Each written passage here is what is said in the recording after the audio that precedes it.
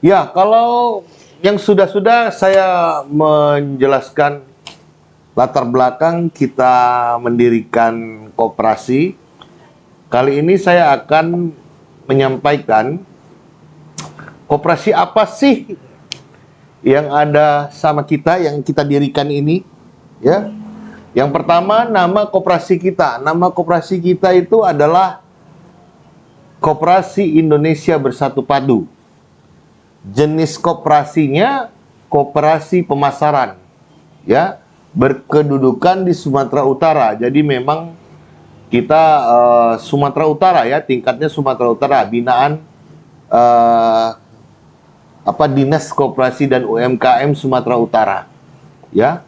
Alamat koperasi di Gedung FIS Indonesia lantai 2, Jalan Brigjen Katamso nomor 72 strip 120, Kelurahan Sukaraja, Kecamatan Medan Maimun, Kota Medan, Sumatera Utara, Indonesia. Ya. Kemudian jenis koperasi, tadi udah saya sampaikan, jenis koperasi kita adalah koperasi pemasaran, ya.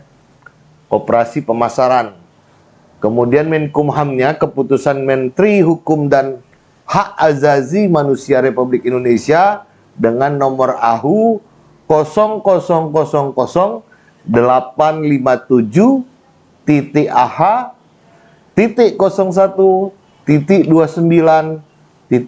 tahun 2022. Ditetapkan di Jakarta 19 April 2022. Dan akte kita, ya, akte notaris, ini akte notaris oleh Notaris Lismi Yurmina SH MKN, ya. Alamat kantor Jalan Medan Batangkuis Pasar 10 Tembung, ya, Kecamatan Percut Situan. Jadi sudah lengkap, ya, ini aktenya semua. Jadi di sini anggaran dasar yang sudah dituliskan, dan ini nomor pendirian Koperasi Indonesia Bersatu itu nomor 1, ya, tanggal 5 April 2022. Ya, ini aktenya. Ya, kemarin juga kita ini ke Menkumhamnya, ya, sudah jelas semua. Dan ini NPWP-nya, ya. NPWP-nya kita sudah ada, dan kita kemarin sudah ke kantor Dinas Koperasi dan UMKM Sumatera Utara, ya, di Jalan Gatot Subroto Medan, sudah mendaftar, ya, dan kemudian mendapatkan penyuluhan di sana, ya. Dan insya Allah hari yang akan datang, besok atau lusa, kita sudah mendapatkan NIB dari koperasi kita, ya. Ya, itu yang dapat kami sampaikan untuk jenis koperasi, nomor pengesahan dan akte notaris dari Notaris Lismi Yurmina SH MKN, ya. Selanjutnya, visi dan misi dari Koperasi Indonesia Bersatu Padu, ya. Visinya membeli kembali Indonesia, ya. Seperti yang kita ketahui tadi, latar belakangnya tadi, seakan-akan kan Indonesia bukan tanah air kita, tapi sebenarnya kitalah sebagai pewaris negeri ini. Sehingga mau nggak mau, istilahnya kita harus membeli kembali Indonesia. Jadi dengan bersatu padu, bergotong royong, bekerja sama, dan sama-sama bekerja, menghimpun potensi yang ada dengan penuh kesadaran, kejujuran, transparan, berintegritas, rela berkorban, saling mempercayai, saling menghargai, disiplin, dan istiqomah untuk tercapainya masyarakat adil makmur, aman sentosa, dan sejahtera. Ini visi kita, ya, visi Koperasi Indonesia Bersatu Padu.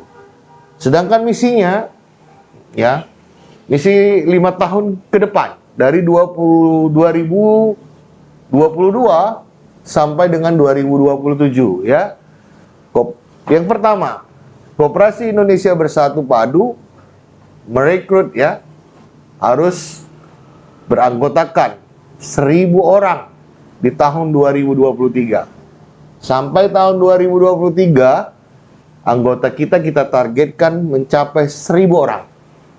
Nah, kemudian di tahun 2025, target kita sudah mencapai 3.000 orang.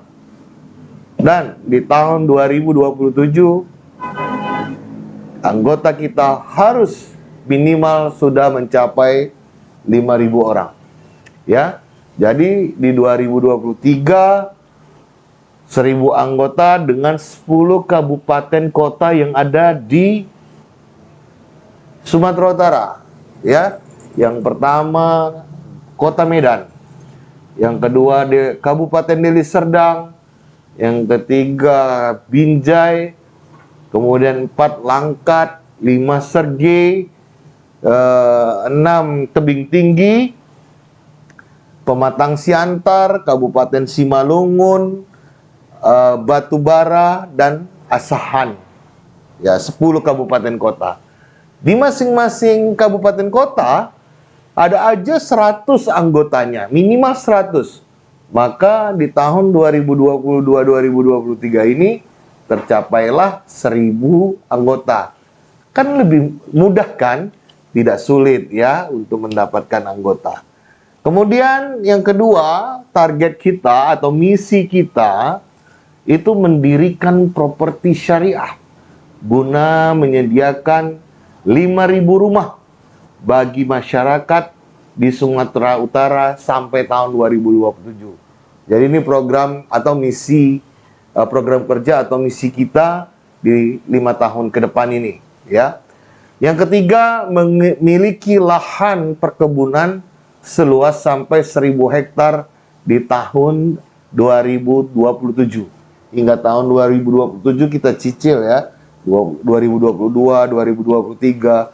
Di 2027 insya Allah kita mencapai 1.000 hektar lahan sawit ya. Apa bisa Pak Abu gitu? Betul nggak tuh? Kok muluk-muluk kali seakan-akan nanti angin surga aja. Ya kalau misalnya Abu Hamidi sendiri memang nggak mampu, jangankan sampai 5.000 rumah. Barangkali 1-2 rumah pun tidak mampu begitu. Jangankan 1.000 hektar, 1 hektar pun tak mampu kalau Abu Hamidi sendiri yang membeli. Tapi kalau misalnya sudah 5.000 anggota kita minimal, iya kan? 1.000 hektar ini mudah apa? Mudah. Kan begitu. Ya.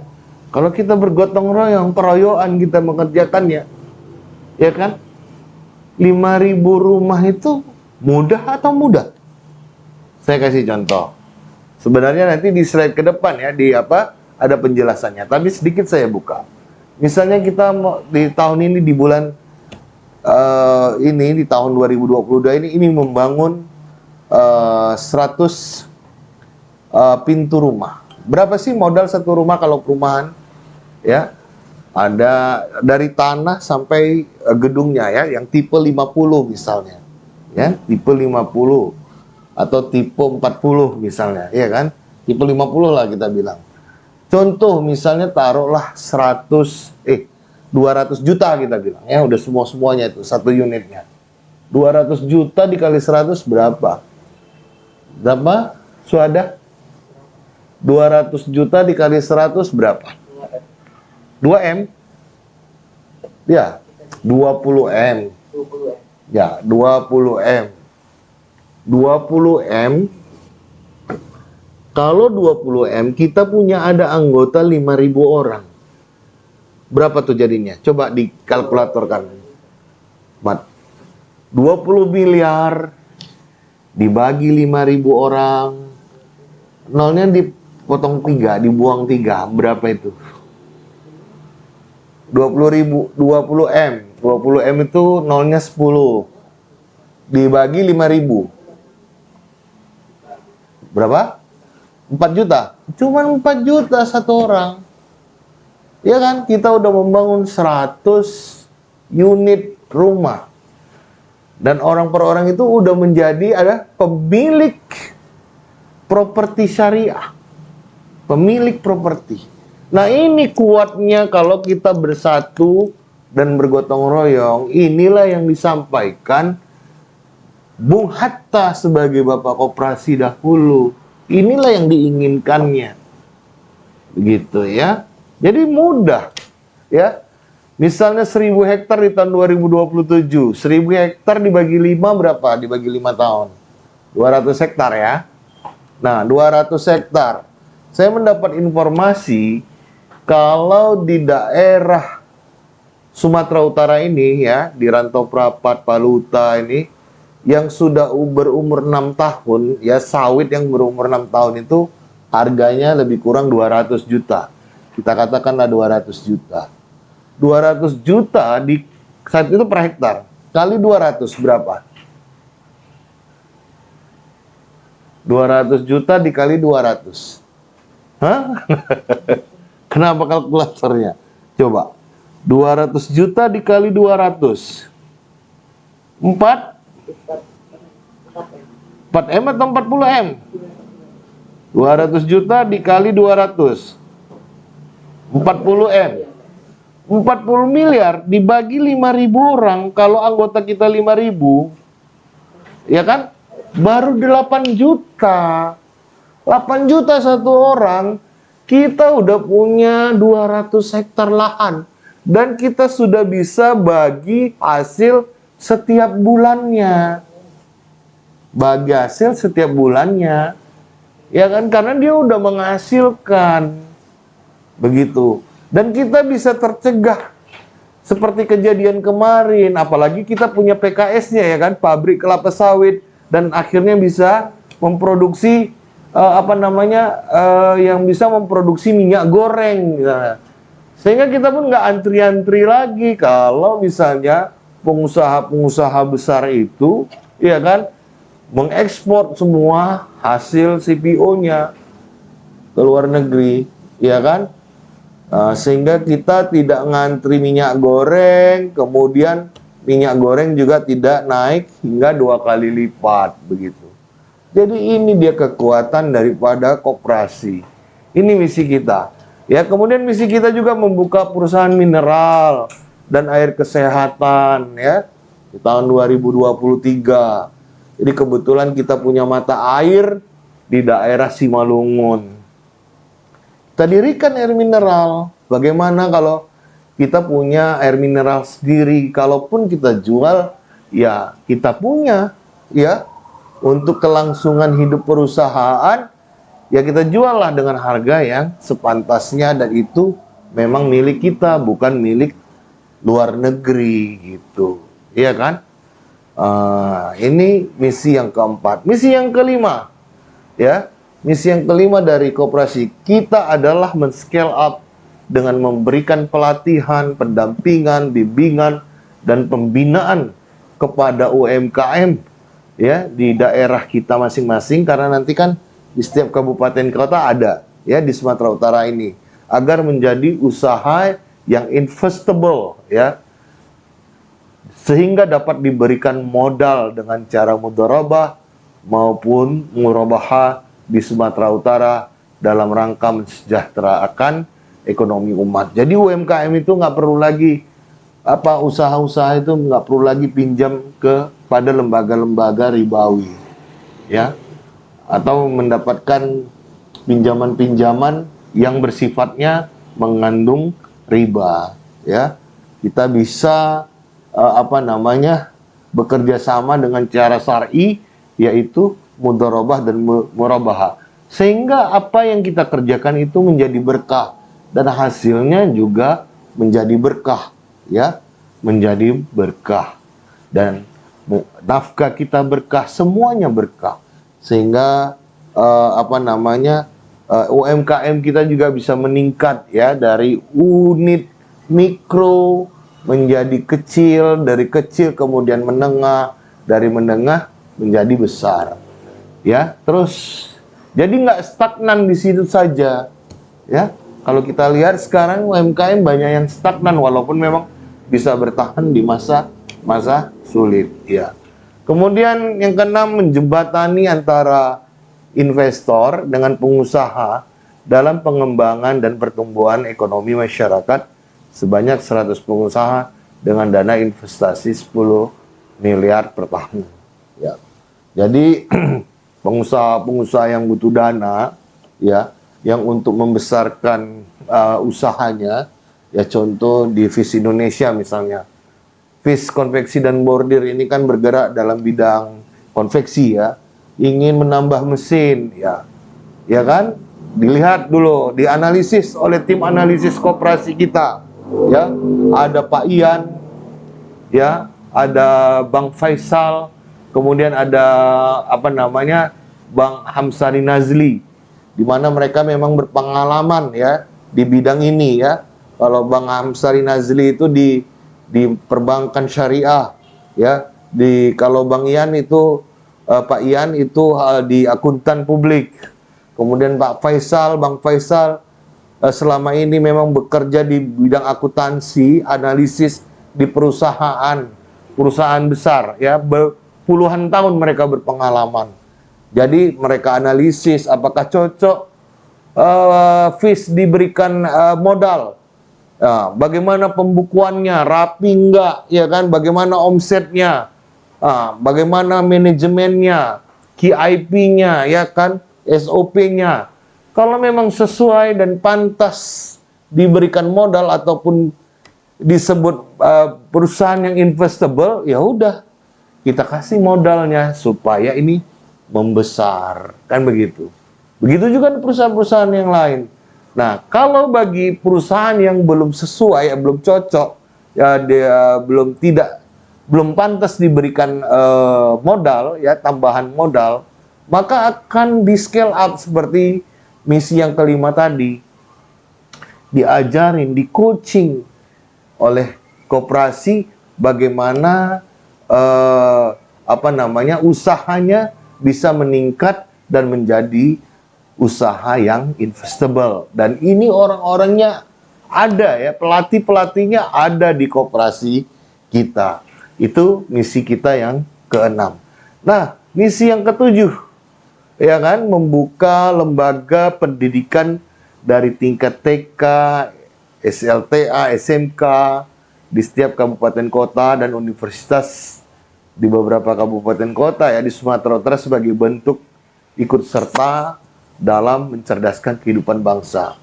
Jadi nanti Bapak Ibu sekalian, koperasi kita ini itu di bawahnya nanti ada yayasan, ada PT, ada UD, ada CV, dan banyak usaha di bawahnya, ya, yang menjadi anggota koperasi ini. Ya kan bisa aja kan, bisa perorangan, bisa juga dia badan usaha, ya kan, menjadi anggota koperasi ini, yang mana badan usaha ini keuntungannya tergabung di dalam koperasi, yaitu tadi mendapatkan scale up, bimbingan, coaching, ya, pelatihan dan segala macam, atau mendapatkan penambah modal. Jadi memang terus didampingi. Nah, begitu juga dengan lembaga-lembaga pendidikan, itu kan bentuknya harus yayasan, bukan koperasi, ya. Jadi kita ada yayasan-yayasan nanti yang dibawa koperasi, ya. Jadi dana yayasan ini dari mana? Dari koperasi. Nah, begitu, ya. Untuk pembangunan dari tingkat SD sampai SLTA, bahkan sampai universitas, baik yang formal maupun informal, ya. Kemudian yang kedelapan, senantiasa melakukan sosialisasi dan rekrutmen dalam bentuk seminar, majelis taklim, workshop, dan lain sebagainya. Ya, selain nanti ada cara, ya, kita merekrut anggota, ya, kita juga selalu memberikan seminar-seminar, pelatihan-pelatihan, baik itu bisnis coaching, ya, tentang bisnis, tentang finansial, ya, tentang keuangan, ya, tentang parenting juga kita bisa ada orangnya, ya. Apalagi tentang keagamaan dan segala macam, ya, fikih muamalah dan segala macam, ya, tentang ekonomi syariah. Banyaklah hal yang ada di dalam koperasi kita ini, ya. Kemudian yang 9, melakukan kerjasama bilateral maupun multilateral dengan instansi pemerintah, swasta maupun BUMN, sekolah, universitas, ormas, dan lembaga lainnya. Nah, kita harus sinergi, ya, harus sinergi, jangan eksklusif dia, ya, harus sinergi dengan orang-orang yang ada, lembaga-lembaga yang ada di sekitar kita, baik itu pemerintahan, swasta maupun BUMN. Ya, demikian yang bisa kami sampaikan tentang koperasi, ya, baik nama, jenis, dan visi misinya. Nah, berikutnya kita akan menyampaikan tentang struktur organisasi dari Koperasi Indonesia Bersatu Padu. Demikian saja, sampai ketemu lagi. Billahi taufik wal hidayah. Assalamualaikum warahmatullahi wabarakatuh.